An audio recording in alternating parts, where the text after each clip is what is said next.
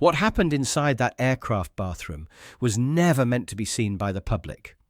Because when a royal guard quietly entered Trump's private jet lavatory, he didn't find toiletries, towels, or a maintenance panel.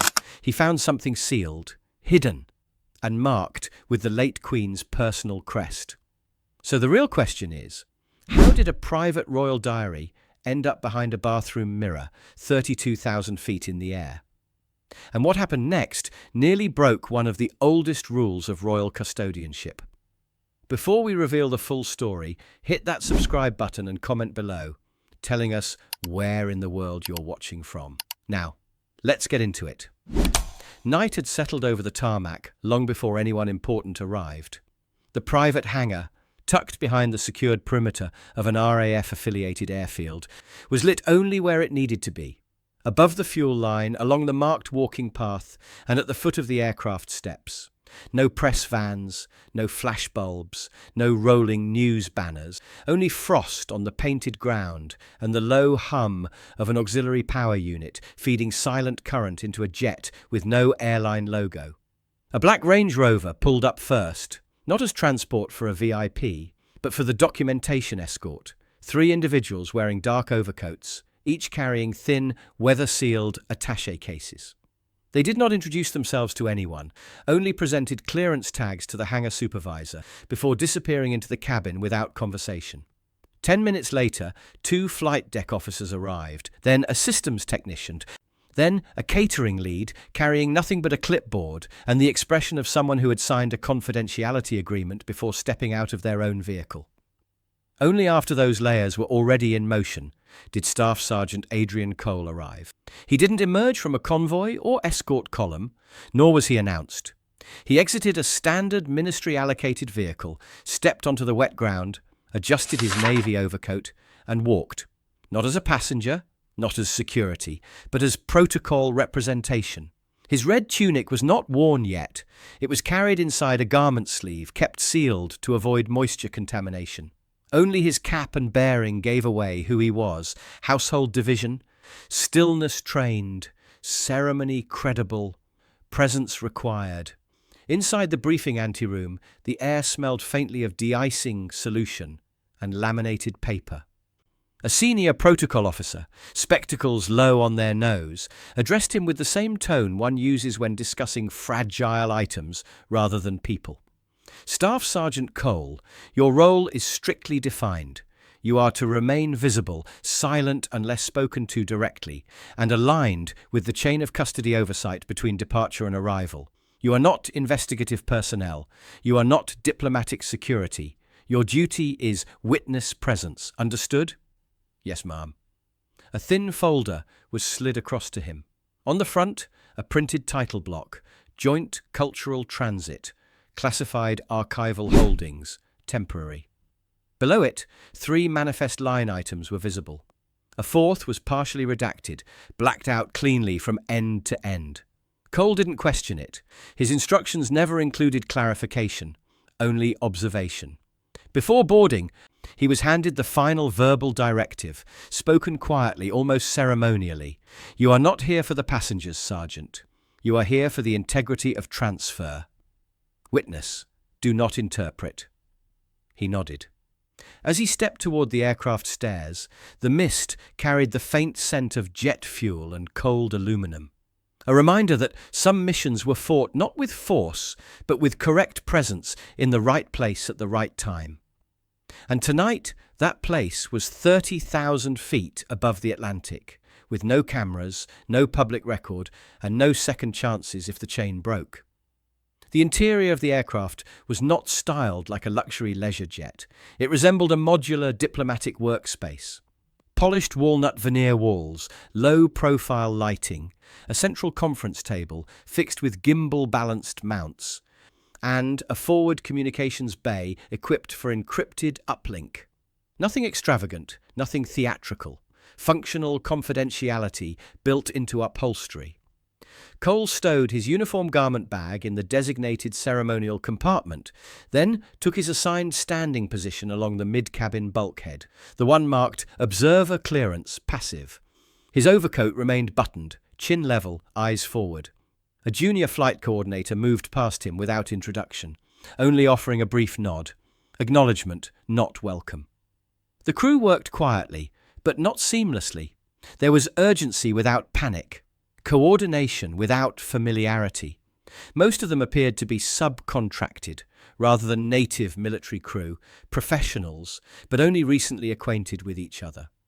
A stack of digital manifest tablets sat charging near the galley, each with a colour-coded seal, green for standard provisions, amber for sensitive electronic cargo, and one single tablet marked with a silver tamper strip placed separately. Cole did not look at it. He logged its presence mentally. At 21:17, the forward cabin door opened again, this time for the principal. Donald Trump boarded without entourage flourish, speaking quietly to an aide while reviewing something on his phone. He carried no visible folder, no brief, no personal bag, only a single hand resting on the rail, as if conserving energy rather than performing status. His tone was neutral, focused, not performative. The aide following behind him, a woman in charcoal business wear, held a slim, velvet-wrapped rectangular parcel, clasped with both hands as though instructed not to transfer it. Trump paused only briefly when noticing Cole's presence, not in discomfort, but in mild recalibration, as someone who understood optics even in environments without cameras. "No press on this route, right?" he asked, half casual. "None authorized, sir," the flight purser replied. Trump nodded, not seeking reassurance twice. The aide with the velvet parcel did not break stride. She secured the item personally into an overhead compartment that was not assigned to her seat, but to an unoccupied space near the communications bay, a detail Cole noted silently. A second aide, male, carrying a tablet with an open manifest screen, attempted to log cabin positions, but paused when prompted to verify item classifications. His cursor hovered, then he skipped the parcel entry altogether, tapping continue a moment too quickly. Cole registered. Parcel class. Unlogged. Handler. Principal adjacent. Placement. Non-assigned compartment. Audit. Missed. Intentional or negligent. None of it. Breached protocol alone. But chain of custody depends not on events, but accumulation. At 21:36, the door sealed. Red external light blinked to steady white. Pressurization began. Cole shifted his weight once, heel alignment only, and prepared for silent witness duty. Because in sealed environments, nothing is missing until someone checks, and nothing is wrong until someone claims it isn't. Once airborne, the cabin settled into a rhythm not unlike a late-hour government building, quiet, fluorescent, purposeful, but without the pretense of ceremony. The whine of the engines leveled into a steady, almost therapeutic frequency, one that made even whispered conversations feel louder than intended. Cole remained upright at his mid-cabin assignment point.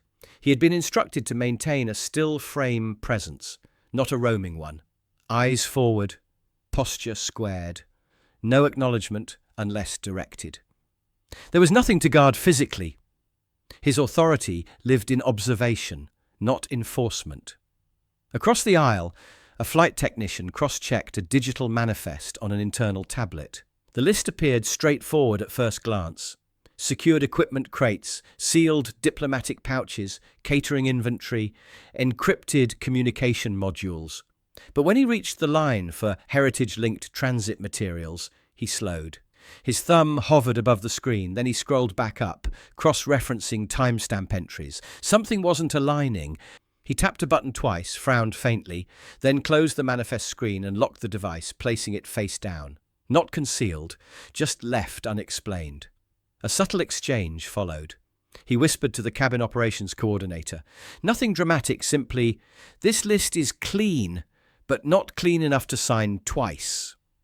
The coordinator gave a slow nod, neither agreeing nor disagreeing, and quietly moved toward the forward cabin. None of this was audible to passengers. But Cole, trained to read behavior rather than words, recorded it internally as a context marker, not an accusation. A few minutes later, turbulence warnings illuminated. Not violent, but persistent enough that loose objects were stowed and glassware was replaced with lidded cups.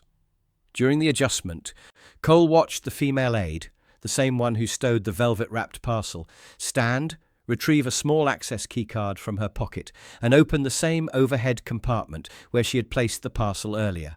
She didn't remove it. She simply checked, looked at it, then closed the compartment again. Not protective, confirmational. Her glance afterward was not to a person, but to a closed door near the forward lavatory, where Trump had briefly stepped inside moments earlier for a private call.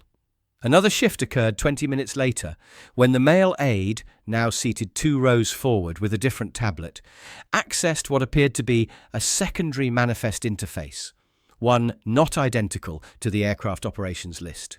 This screen featured a restricted view ledger, recognizable by its tiered clearance watermark. He scrolled until reaching a blank space labeled External Custodial, Temporary Transit, Status, Not Declared. He hesitated, glanced sideways, then swiped the line off screen, removing it from view, but not resolving it. Cole's breathing remained controlled, his expression unchanged. He did not shift posture, ask questions, or alter his duty stance, but he had now logged 3 internal markers. Parcel unregistered. Manifest discrepancy acknowledged privately, not corrected publicly. Secondary ledger showing undeclared custodial status. Individually, unremarkable. Together, a quiet pattern. And patterns in environments like this didn't reveal emergencies. They revealed intentions. Cole did not need explanations, speculation, or whispered warnings. Context lived in his training, not in gossip. He had completed ceremonial custodial familiarization, a short but precise module delivered only to guards who served within proximity of historically sensitive materials, not to handle them, but to recognize when the space around them was wrong. He remembered the instructor's phrasing, not dramatic, not patriotic, simply procedural. Objects tied to the crown are not valuable. They are accountable. That was the distinction most civilians never grasped. Gold, jewels, letters, diaries, seals. Value was never financial. It lived in traceable provenance. A sovereign-ciphered item was not owned, inherited, or gifted. It belonged to record, not to individuals, past, present, or retired. Even the illusion of private possession created risk, misinterpretation, undocumented relocation, diplomatic leverage, or worst of all, historical fragmentation, where context left the object and narrative filled the void.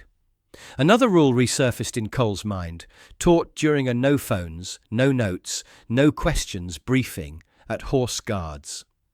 The greatest threat to state memory is not destruction. It is quiet removal. Not theft, not scandal, but unreviewed absence.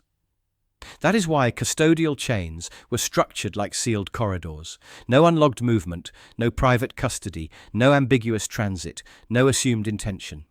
On the aircraft, no one had done anything openly wrong. No alarms, no raised voices, no clandestine whispers in dark corners.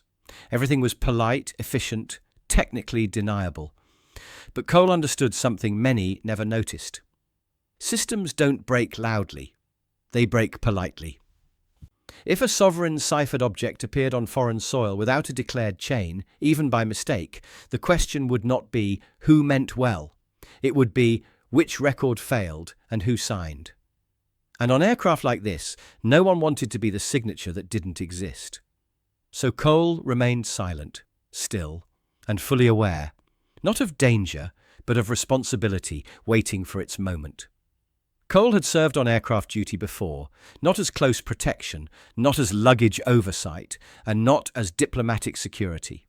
His role fell under a quiet, rarely discussed category called ceremonial continuity presence, typically implemented when state-adjacent items travelled alongside high-profile passengers. He was not there for the man, He was there for the protocol surrounding the environment. The aircraft itself was not British military property. It was a privately chartered, long-range executive jet, modified for transatlantic capacity and secured under a temporary joint jurisdiction courtesy agreement, a legal framework allowing British ceremonial officers to remain in restricted areas without technically being under foreign authority. None of that was unusual. What was unusual was the access level granted to a uniformed guard inside the cabin, rather than remaining in the secure loading zone. Cole was positioned in the rear vestibule, not inside the main seating area and not with the aircrew. His single instruction, delivered in neutral tone before boarding, contained no emotion and no explanation. Maintain corridor integrity from boarding to descent. That meant one thing: no unobserved interior movement between the forward and rear compartments. Not restricted, not blocked, not denied, just observed. It sounded minimal, but in protocol language, observed was a threshold condition, a signal that full transparency of behaviour, not interference, was required. Inside the cabin, the atmosphere matched diplomatic transport norms: lights dimmed, engines steady, food service discreet, tones muted, no raised voices, no visible disagreements, no operational chatter. Everything was ordinary, almost deliberately ordinary. Cole kept his peripheral focus on two critical structural features: the forward service galley, which contained secure waste compartments occasionally used for temporary document concealment, not disposal; the mid-cabin lavatory, fitted with a mirrored panel larger than standard aviation fixtures, suggesting either renovation for privacy or equipment integration. He did not speculate, speculation was unprofessional, but he logged anomalies silently, the same way he had logged weather shifts on parade grounds, footfall patterns during state visits, and badge placement irregularities in archival corridors. 2 hours into the flight, something subtle changed. Not the passengers, not the noise, not the pacing, but the timing of movement. And timing, in custodial protocol, is data. The first person to enter the mid-cabin lavatory was a flight attendant. Standard check, under 60 seconds, no anomaly. The second was one of Trump's private staffers. Less than 30 seconds, phone in hand, no sound of water, no visible urgency. The third was Trump himself. None of that violated anything. But what happened after those three movements is what triggered Cole's internal protocol. 6 minutes after Trump exited, the red occupied indicator above the lavatory door lit again, without anyone entering. On commercial aircraft, a faulty light means nothing. On a diplomatic flight, it is treated as a signal, never ignored, never dramatized. Cole didn't move immediately. Royal Guard response is timed, not reactive. He waited for one full cabin cycle: drink service pass, seat belt, visual sweep, galley door, latch, check. The light remained red the entire time. That meant either the lock was deliberately engaged from inside, or the mechanism had been set, not used. He approached without changing his breathing, gait, or posture. A Royal Guard does not sneak. He arrives. At arm's length, he used the protocol phrase reserved for non-emergency, but time-sensitive checks. A phrase not widely known outside security circles. Cabin integrity check. Do you acknowledge? Silence. He repeated it once. Still silence. The flight attendant nearest to him whispered, barely audible, "Sir, it was empty when I last exited." No alarm was pulled, no raised voice, no accusation. Instead, Cole performed what the Royal College of Aviation Security refers to as a non-breach access rotation, meaning he unlocked the lavatory without stepping directly inside, pivoting his stance to leave the corridor unobstructed. The door opened smoothly, not forced, not jammed, as if it had been deliberately secured from within, not stuck. There was no person inside, but the mirrored panel didn't sit flush anymore. It was out by 2 millimeters. To an untrained eye, meaningless. To a trained custodial guard, it meant human contact, recent, intentional, careful. Cole didn't move toward it. He didn't touch it. He simply lowered his chin 1 degree, the silent internal mark recorded as noted, because a royal guard does not assume. He verifies. And verification was coming next. Cole did not immediately approach the shifted mirror. Protocol forbids direct contact without establishing 3 elements first. Tamper origin, tamper time frame, tamper intention. So he began a silent 3-point verification scan. Step 1. Air pressure check. He placed 2 gloved fingertips just below the hinge panel, not touching the mirror itself, but the air seam. A subtle inward draft passed his skin. That meant negative pressure, a concealed hollow space behind the mirror. Not standard lavatory design, even on VIP modified private jets. Step 2. Heat signature. Differential.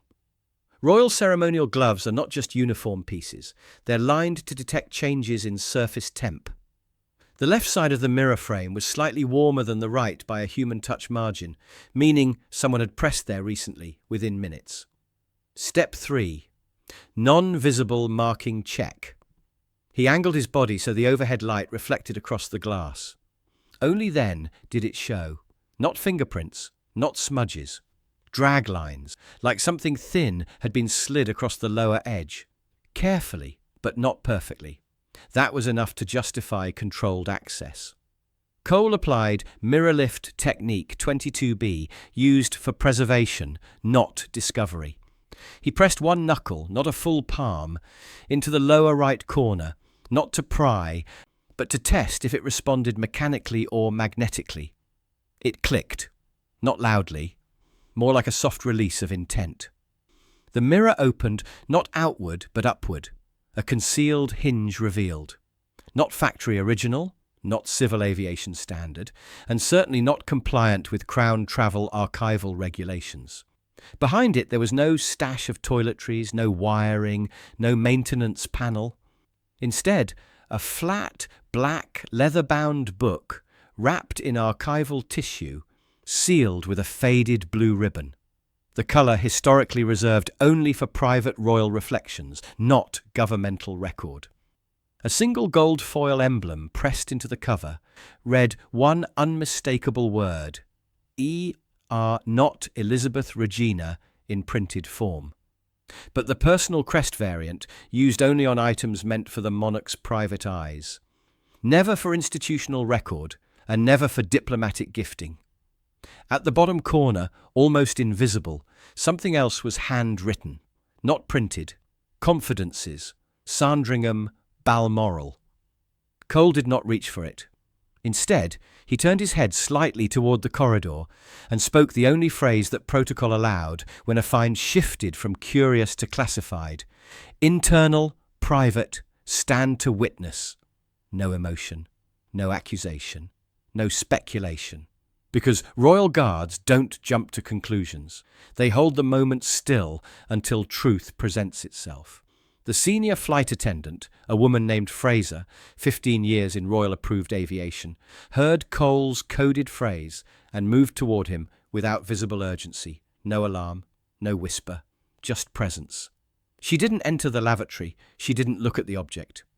Her duty was different.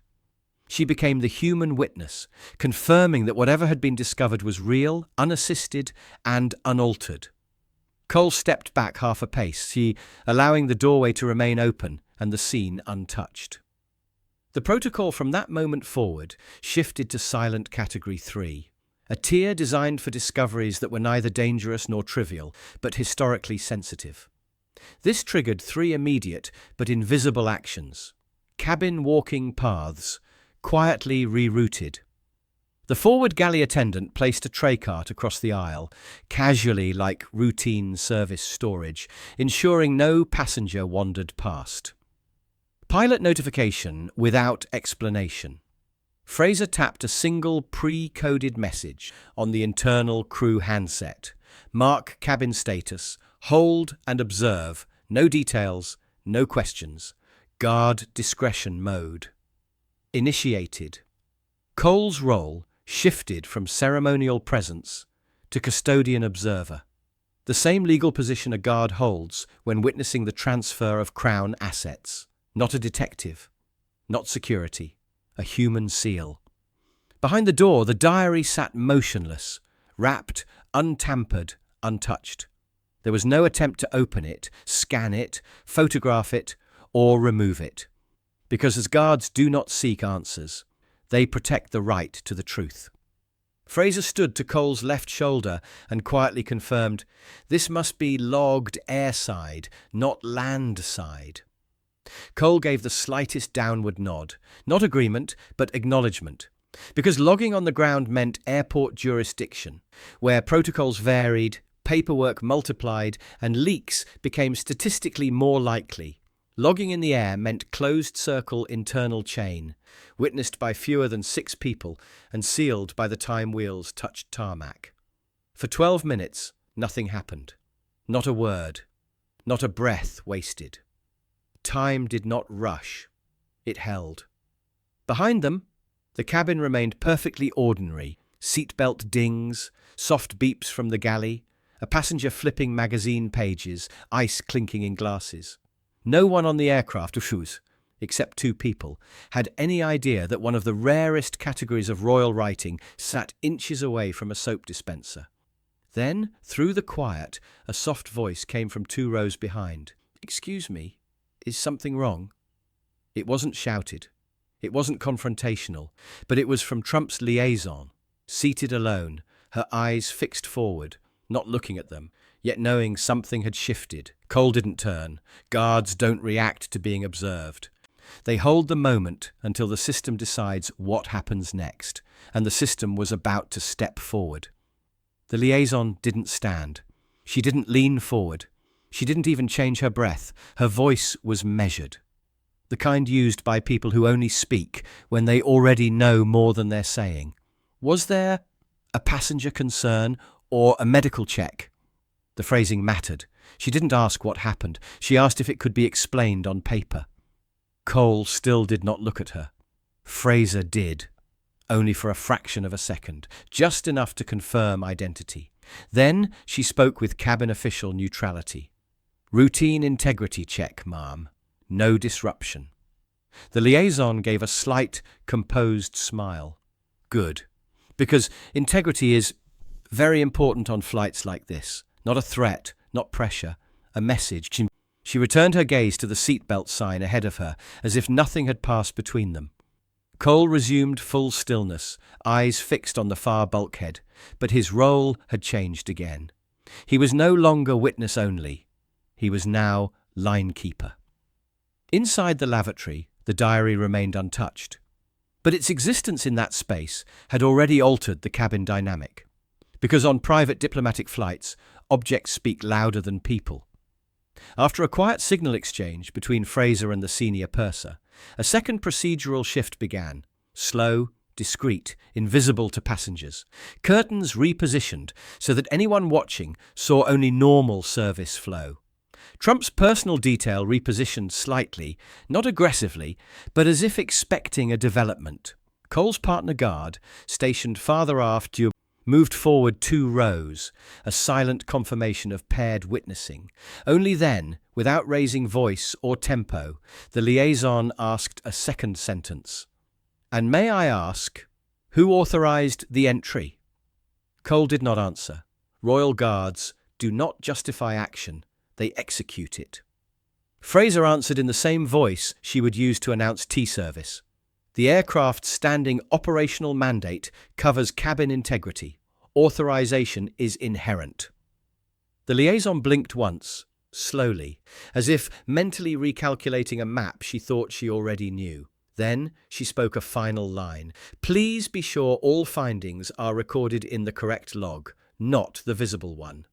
That was the moment Cole finally turned his head. Not toward her, just 1 degree left, enough to mark internally. Intent noted. Influence acknowledged.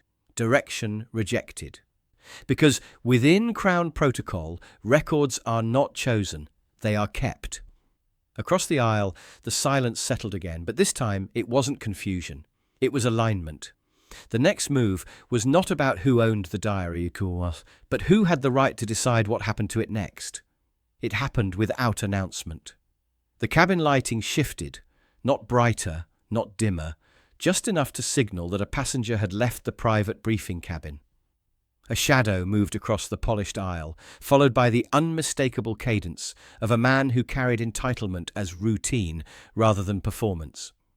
Donald J. Trump stepped from the forward suite, jacket unbuttoned, expression unreadable, eyes scanning the cabin with the quiet suspicion of someone who expected the world to adjust, not resist. He wasn't loud, he wasn't visibly irritated. He simply arrived, and the atmosphere recalibrated around him. He paused just short of Cole and Fraser, not close enough to violate space, but close enough to communicate ownership of the moment. His words were quiet, the calm tone he used when he wanted compliance rather than applause. "Everything all right back here?" Not truly a question, a temperature check. Fraser answered, maintaining service-neutral expression. "All routine, sir. Nothing for passengers to be concerned about." Trump looked past her, eyes moving briefly toward the open lavatory door. He saw nothing out of place. No item visible, no disruption, no escalation. But the angle of his gaze confirmed something. He already knew which room had triggered attention.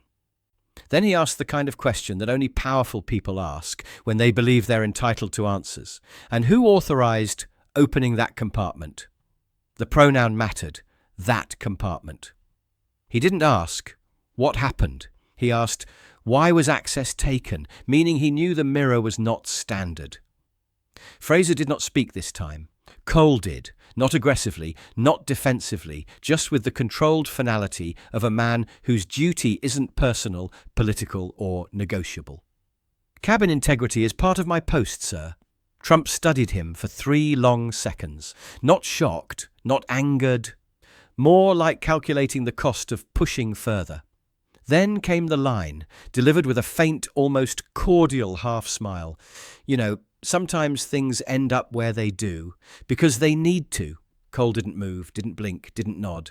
Silence became the other half of the conversation.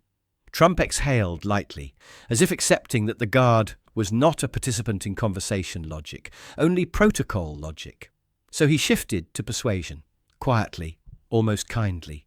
"Look, son, there are things in history that are private. Not everything needs to be recorded, you understand?" Cole's reply was measured, respectful, but immovable. "Private and unlogged are not the same, sir." Trump's jaw tightened, not in anger, but recognition. He leaned in only 1 inch closer, the smallest possible show of dominance, and whispered a single sentence, barely audible. "You just stepped into something bigger than you think." Then he stepped back, nodded politely, as if concluding a business exchange, and returned to the forward suite, without once asking whether the diary had been removed. Because he didn't need to ask. He already knew. The lavatory door was now propped fully open, not in a dramatic display, but so that nothing inside could be concealed by angle, shadow, or assumption. Cole remained half-standing in the doorway, not blocking access, not abandoning it, maintaining what protocol calls positional custodianship. Fraser retrieved a slim, unmarked cabin incident ledger, the kind used not for passengers, but for non-medical, non-mechanical, non-behavioral irregularities. Her pen never scratched, never rushed. It glided. This was not a report. It was evidence by chronology.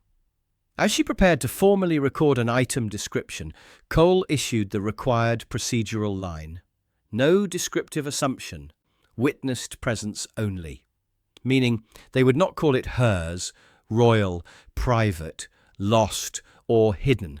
They would record only what existed, not what it implied. Fraser nodded and instead wrote, One leather-bound volume located behind non-standard lavatory mirror, airside, mid-cabin. Then came the step that mattered more than discovery. Authenticity, screening without opening. She removed a trifoil archival identifier sheet, transparent and paper-thin. Not a scanner, not DNA testing, not microprint verification. It simply determined whether the object had been catalogued at any point in the Royal Household archival system, regardless of classification. She held it 1 inch above the diary. For 6 seconds, nothing. Then, softly, almost apologetically, the sheet shifted from transparent to faint cream gold, the colour indicating private royal material, unshared record, personal reflection category. Fraser inhaled, not sharply, not dramatically, just enough that Cole registered the significance. This was not diplomatic paperwork, not stray correspondence, not forgotten memorabilia. This was something that had once been near a sovereign in their private possession, and carried the same classification as handwritten letters, bedside notes, and personal reflections never intended for public channels. Cole spoke the next mandatory line, informing chain witness required, which meant someone of equal or higher custodial clearance needed to be present before any movement or resealing. Fraser tapped the handset once. No words, just the code. Witness tier requested. Moments later, Lieutenant Hale, the aircraft's senior royal liaison officer, appeared. He didn't ask questions. He didn't reach for the diary. He simply confirmed its existence with a single visual glance, then issued the ruling. Object remains sealed. Will not be opened in flight. Custody to continue under still air rule. Still air custody meant no action until wheels stop, aircraft quiet, and first external door remains closed, meaning the truth would not reveal itself at 32,000 feet. Hale looked at Cole, not with praise, not with suspicion, but with institutional acknowledgement, the kind reserved for those who understand that sometimes doing your job is the entire event. Then he added quietly, "From this point, the story is not ours. Only the chain is." Cole returned to stillness. He had not solved anything. He had prevented something.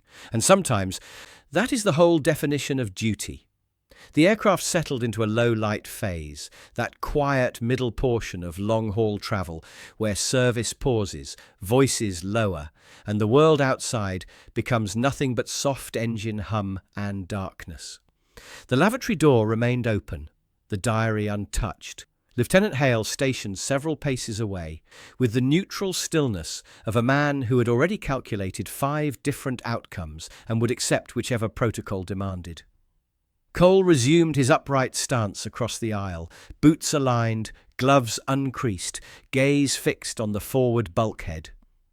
Nothing in his posture suggested tension, but the atmosphere in the cabin felt thicker, as if everyone who sensed something was happening also sensed that it was not to be spoken of. Then Trump returned. No entourage, no advisor, no expressions rehearsed for cameras. He stopped halfway down the aisle and regarded the open lavatory door, the reflection of light against the exposed mirror hinge, and the presence of all 3 people who had neither sat nor spoken in several minutes. Trump wasn't confused. He was evaluating the temperature of the room, the way men accustomed to power do when they realize the atmosphere no longer moves solely at their command. He exhaled once, then addressed Hale with an even diplomatic tone. "Do you have clarity on the item?" Hale didn't elaborate. "Identified as private classification, resealed, secured." Trump nodded slowly, as though confirming something he privately expected. That particular book belonged to someone who cared deeply about privacy. Hale offered no interpretation. "Private classification acknowledges that, sir, it will be handled accordingly." Trump studied him a moment longer, then turned his eyes toward Cole. Not hostile, not grateful, but measuring. "Tell me something, Sergeant. Would you have done the same if you knew who put it there?" Cole didn't break his stare from the fixed cabin point. His voice was calm, unaffected, almost ceremonial.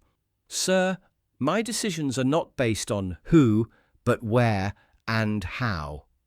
Trump considered the answer, then softened his tone to something almost personal.